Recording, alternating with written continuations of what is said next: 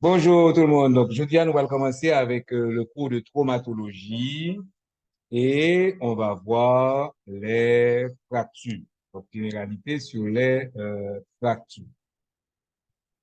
Bon, d'abord, il y a la définition. Définition pour les fractures. La définition est un petit peu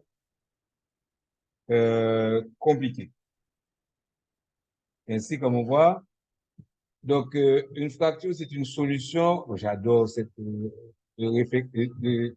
expression. Ça, c'est la parole d'une solution de continuité.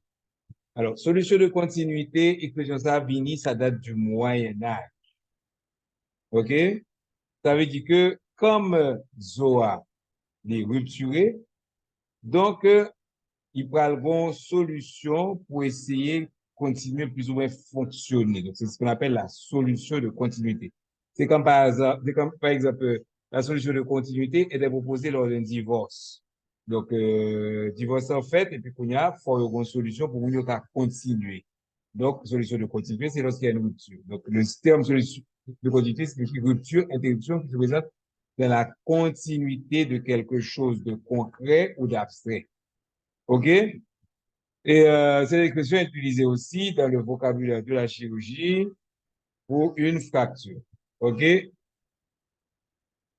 Donc, c'est ça qui fait que Jean Doula, elle doit être rangée dans la catégorie des faux amis. La plupart des gens comprennent le contraire de ce qui est signifié. Ils peuvent croire en effet que solution de continuité signifie succès de continuité garantie. En réalité, OK, comprendre ce qu'elle signifie, on peut lui ajouter le préfixe, lui ajouter le préfixe discontinu. Bon. Donc, ça, c'est le truc compliqué. Il faut, pour solution de continuité. Maintenant, pour comprendre la fracture, il faut voir un petit peu son mécanisme. OK? Ainsi, il va être question de choc, de vélocité, de lésion, d'impact. Ça fait pas mal de choses. Donc, pour avoir une fracture traumatique, pour avoir une fracture de l'os, il faut avoir le choc. Le choc, c'est le heurt. On va qui frappe, on va qui frappe. OK? Et c'est violent et brutal. OK? De deux corps animés ou inanimés. OK? Donc, c'est pour frapper. Et pour yon frapper, faut qu'il y ait une qui déplace. OK? Donc, dans une fracture, l'énergie cinétique est transformée en énergie potentielle et mécanique que si elle dépasse la résistance de l'os, qui, si elle dépasse la résistance de l'os, produit la rupture de celle-ci. Bon, pour faire ça, c'est bien aimé, faire ça. Ça veut dire que, en fin de compte, le zo apprend choc là. Donc, au gomba qui déplace avec vitesse et qui vient frapper zo. Mais ce qui doit, c'est le contraire tout. Ce qui doit, c'est moun qui déplacer qui a frappé son bagage. OK? Si côté gain choc là, ce qu'on appelle la zone d'impact, OK?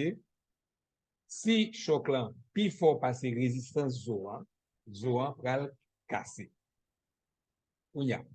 Si côté cassé, OK, c'est là elle te prend impact là, c'est là-bas elle te frappé, on appelle ça un choc direct. Si côté cassé à distance de côté où tu joues un choc là, on va dire que c'est un mécanisme de choc indirect pour la fracture. Maintenant, si l'os a cassé, c'est parce que l'os a un gros choc. À ce moment-là, on va plutôt parler de fracture traumatique.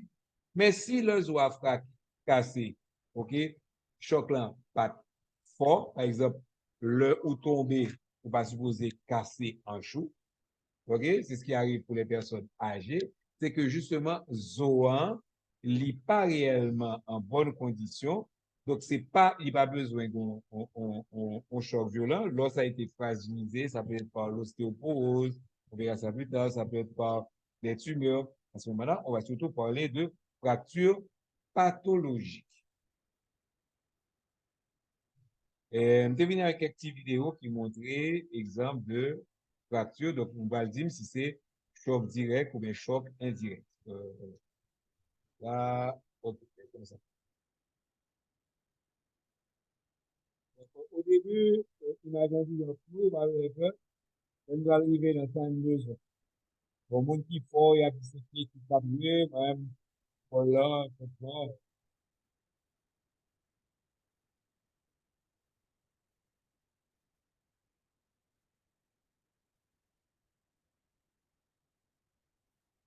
Donc, si je ne trouve médecin, tout ça va poursuivre. Ouais. Il pas laisser tacler l'autre monde. Ouais.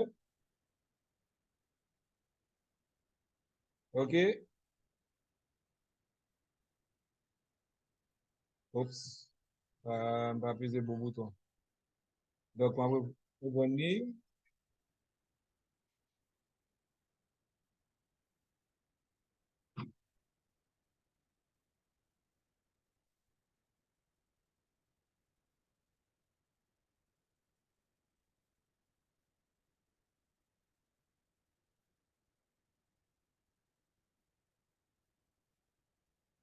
Donc, on aller, on monte mon nom. Donc, là, nous allons regarder les mécanismes papillons, on a vu ça, son choc direct ou choc indirect.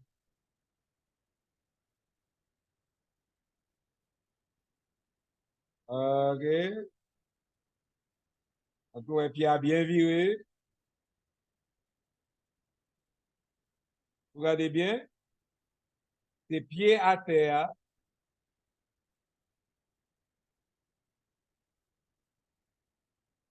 Et voilà. Ça, c'est le mécanisme de choc indirect. Où est que le point choc là sous pied à, et c'est jambes là qui viennent casser. Donc, ça, c'est un choc indirect.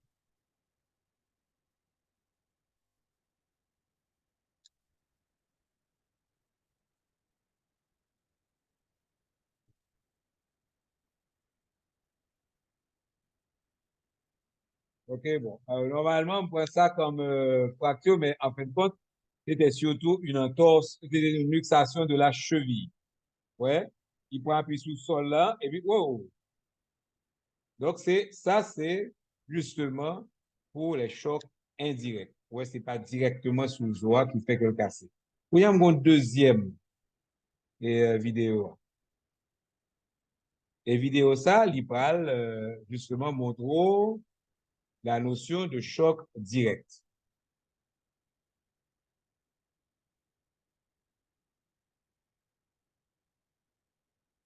Donc, il parle,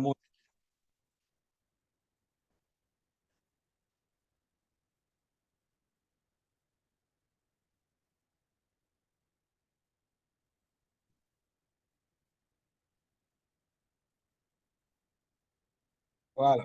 Ça, c'est un choc, ça, c'est ce qu'on appelle un choc direct. Côté pied à frapper, c'est là qui déboîtait.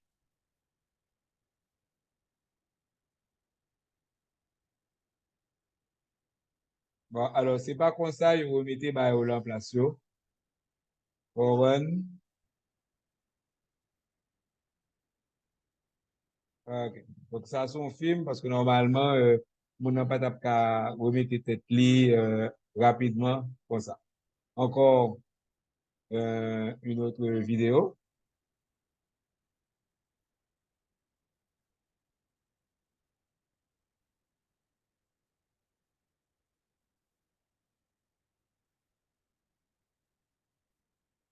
OK. Ça, c'est choc indirect. Ils font réception au niveau de ses pieds et ouais, c'est genou hein, qui prend choc là. Allez bien. Réception sur les pieds. OK. Et genou cassé.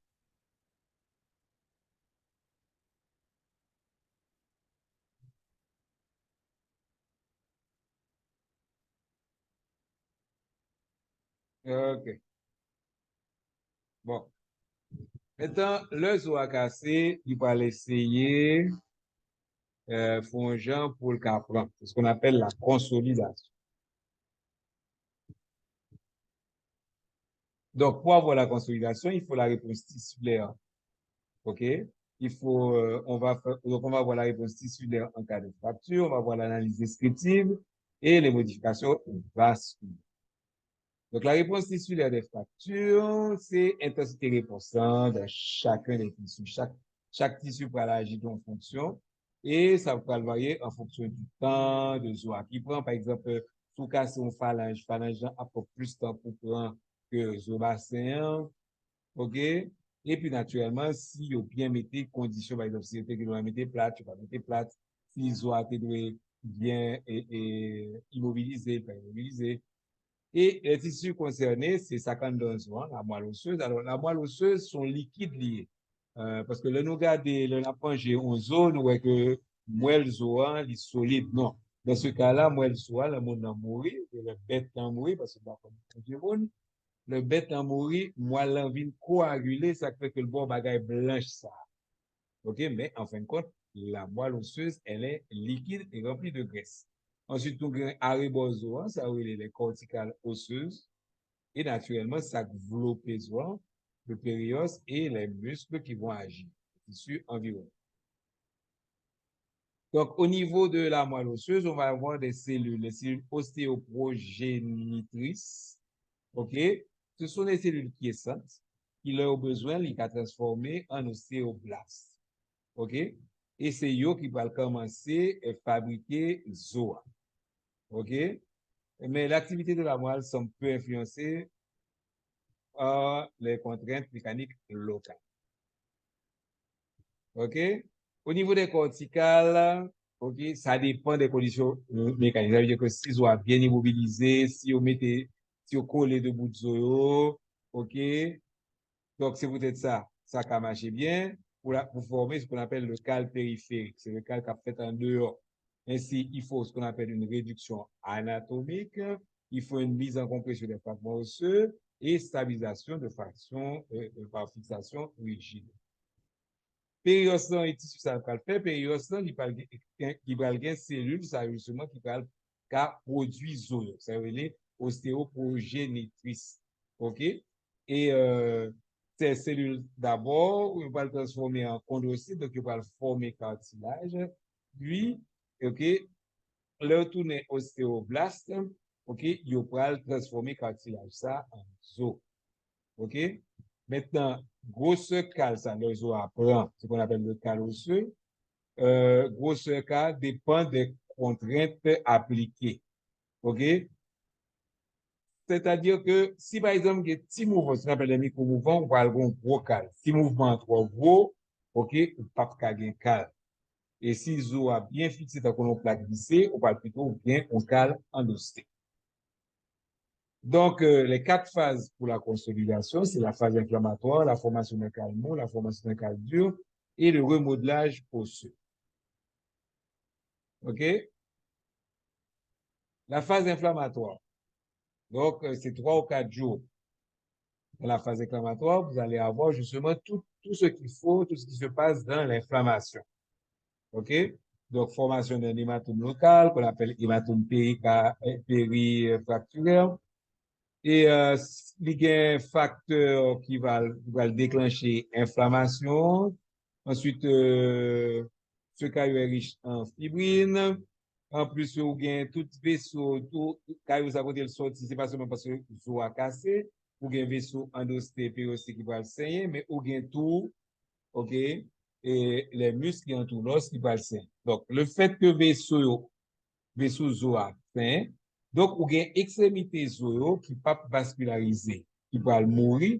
Donc c'est le pas vascularisé, il dit c'est une ischémie ou ischémie localisée et il va mourir, c'est-à-dire vous allez avoir une nécrose des extrémités osseuses et il peut aller jusqu'à 1 cm de part et d'autre de la fracture. OK? Et toutes ces cellules vivantes qui étaient autour de la fracture, OK, ils vont mourir. C'est-à-dire les ostéoblastes, les cellules de la moelle. Donc ici, nous avons la phase inflammatoire. OK? Naturellement, comme ça vient d'arriver, ça va durer peu. On appelle phase inflammatoire aiguë, non spécifique. Et vous pouvez bien pour limiter neutrophile, les macrophages. Macrophages, on va le manger, tout ça pas bon, ça veut dire dépersion au niveau de la globalité. OK? Donc, vous allez avoir libération des facteurs inflammatoires. Les facteurs inflammatoires, ça, ils peuvent embêter nerfs, ils peuvent embêter récepteurs, et les récepteurs vont tomber, vont transformer en nocicepteurs, avec ces récepteurs-là vont envoyer un message de la douleur, et ainsi, ça fait mal. OK? D'abord, vous avez la douleur vive, c'est-à-dire que c'est côté gain et fracture, c'est là où il y a une douleur. Ensuite, avec la réaction inflammatoire, la sécrétion des produits inflammatoires, douleur ça va gagner, mais parce que les produits vont aller, ils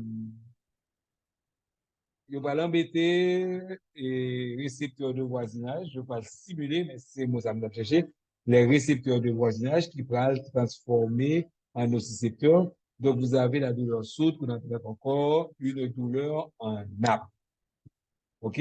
Alors, on va voir les facteurs de croissance plaquettaire, de croissance osseuse, qui parlera de toutes ces cellules vinies, où il y a les BMP, le bone morphogénique protéine, qui va jouer un rôle primordial dans la différenciation des cellules ostéocompétentes et basique fibroblastes bone factor, qui va aider à la néoangionisation, c'est-à-dire la formation de nouveaux vaisseaux et la réparation vasculaire.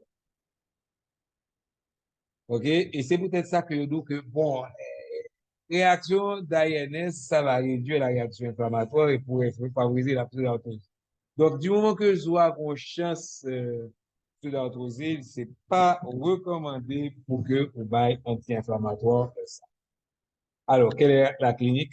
Dans cette phase, la phase inflammatoire, on va avoir une douleur et une réduction de la mobilité. Je qu'on dit une réduction de la mobilité avec ce qu'on appelle une mobilité anormale. Ouais, forme engendrée. OK? Et la mobilité anormale, il faut pas la rechercher parce que ça fait excessivement mal. Donc, c'est douleur et perte de la fonction. OK?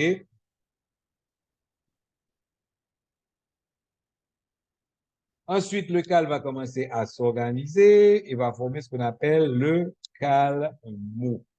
OK, correct, que vous mettez sous ça. OK?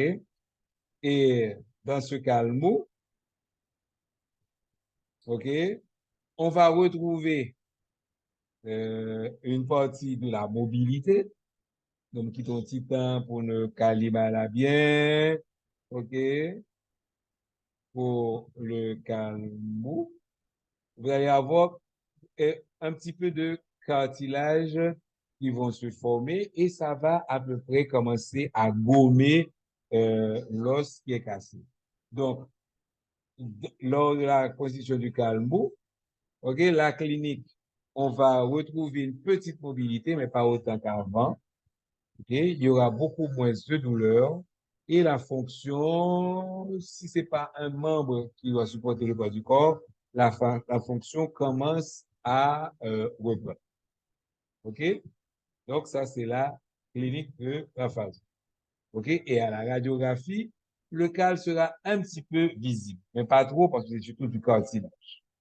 Ensuite, ce cartilage-là va se former en os, qu'on appelle le cal dur, avec formation de cellules osseuses à l'intérieur du cal mou, du cal cartilagineux. Et maintenant, on le voit beaucoup mieux à la radiographie. OK? Voici donc des photos qui montrent le cal dur. Alors, il faut savoir regarder en périphérie et savoir si l'os a réellement consolidé. Parce que quand on regarde cet os-là, on a l'impression que le pas consolidé. Non, parce qu'il faut songer que le radiographien est traversé, il n'est pas traversé zoa. Donc, c'est petit point de ça pour garder. Ouais, zoa bien consolidé.